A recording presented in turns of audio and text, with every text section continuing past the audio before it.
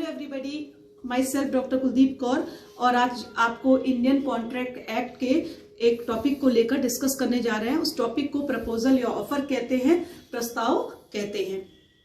Section 2A में बताया गया है कि ऑफर या प्रपोजल क्या है और मैं आपको पिछले वीडियो में बता चुकी हूँ, इसकी डेफिनेशन भी दे चुकी हूँ, इसको एक्सप्लेन भी कर चुकी हूँ।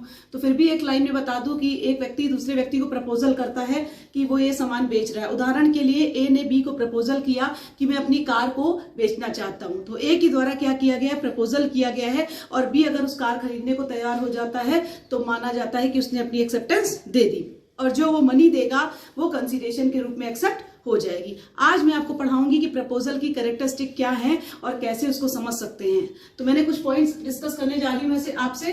Every proposal must be communicated, हर एक प्रस्ताव को सूचित किया जाना जरूरी है। हर एक प्रपोजल को कम्युनिकेट किया जाए। प्रपोजल कैसे कम्युनिकेट किया जा सकता है, एक्सप्रेस और इम्प्लाइड, दोनों तरीके से। एक्सप्रेस का मतलब होता है लिखित शब्दों में और इम्प्लाइड का मतलब होता है कंडक्ट ऑफ बिहेवियर से, अपने व्यवहार के द्वारा, आचरण के द्वारा सामने वाले व्यक्ति को हम बता दें कि हमने उसको प्रपोजल किया है।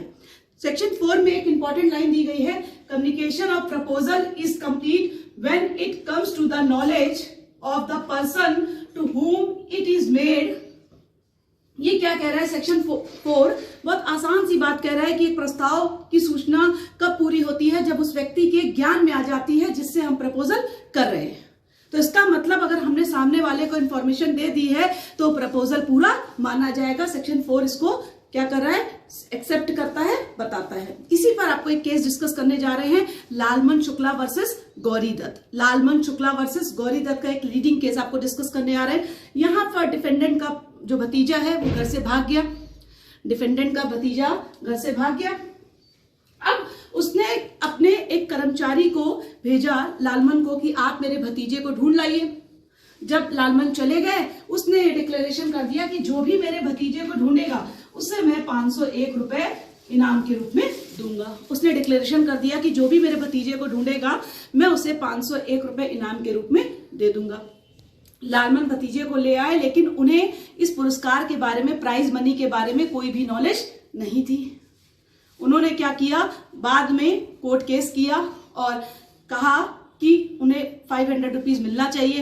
कोर्ट ने सेक्शन 4 का सहारा लेते हुए पूरा एग्जाम्पल क्या एलोबरेट कर दिया कि प्रपोजल उस व्यक्ति के ज्ञान में नहीं था जिसको प्रपोजल किया गया था, उसको कोई भी सूचना नहीं थी। इसीलिए इनके केस को डिसमिस कर दिया गया और कहा गया कि कम्युनिकेशन अभी कंप्लीट नहीं हुआ है, सूचना अभी पूरा नहीं हुई थी। इसीलिए पहला स्टेप पूरा होना जरूरी है। Every proposal must be communicated, हर प्रस्ताव को सूचित किया जाना आवश्यक है। The proposal must be made within a view to create legal relations। इसका मतलब क्या हुआ कि हर एक प्रपोजल को एक ही ऑब्जेक्ट है, क्या, लीगल रिलेशन को क्रिएट करने का, विधिक संबंध को उत्पन्न करने का। तो जिससे हम लीगल रिलेशनशिप क्रिएट करना चाहते हैं हम उसकी कंसेंट उसमें लेना चाहते हैं। और इसमें मैं आपको बहुत इंपॉर्टेंट लीडिंग केस डिस्कस करने जा रही हूँ, बालफोर वर्सेस बालफोर।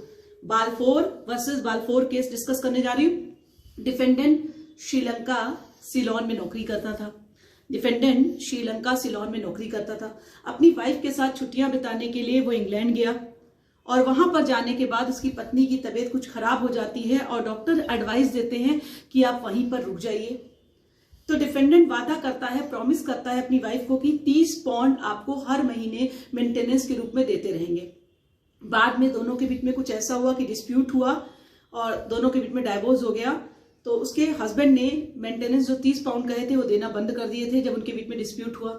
इसी को मेंटेनेंस को पाने के लिए वाइफ ने क्लेम किया। तो उस समय लॉर्ड एटकिन थे और उन्होंने कहा कि पार्टी के बीच में कुछ ऐसे एग्रीमेंट होते हैं जिन्हें कॉन्ट्रैक्ट के रूप में चेंज नहीं कर सकते। तो यहां पर पति का ऑब्जेक्ट कोई इंटेंशन नहीं था कि वो कोई कॉन्ट्रैक्ट क्रिएट करे।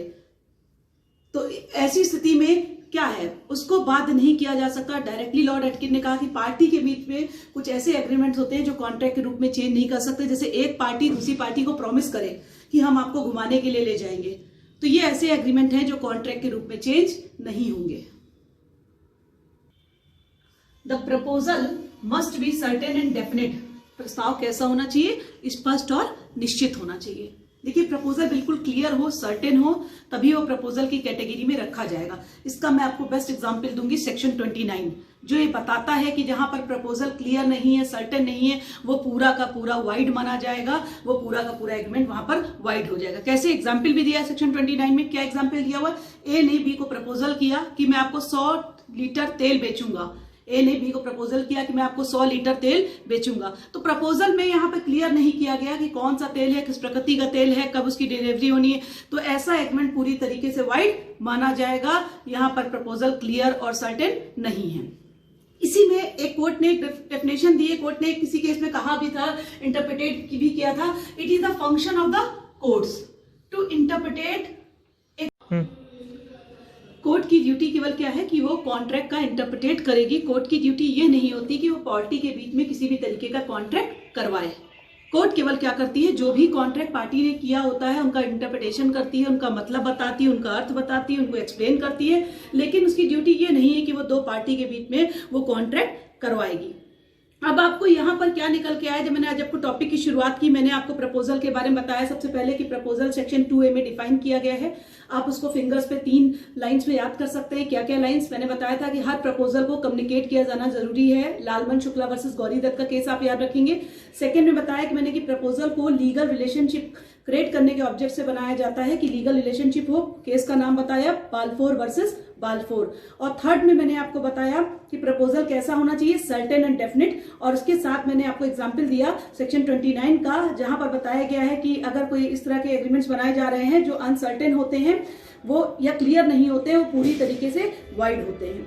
और मैंने आपको एक एग्जाम्पल भी दिया कि कोर्ट की ड्यूटी क्या होती है। कोर्ट की ड्यूटी केवल इतनी होती है कि वो कॉन्ट्रैक्ट को इंटरप्रिटेट करे, ना कि पार्टी के बीच में किसी तरीके के कॉन्ट्रैक्ट को करवाए।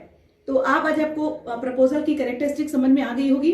Please like, share and subscribe my channel. और नेक्स्ट वीडियो में आपको इसके आगे कंटिन्यू करेंगे और कोई एक नया टॉपिक कॉन्ट्रैक्ट का फिर डिस्कस करेंगे। Thank you.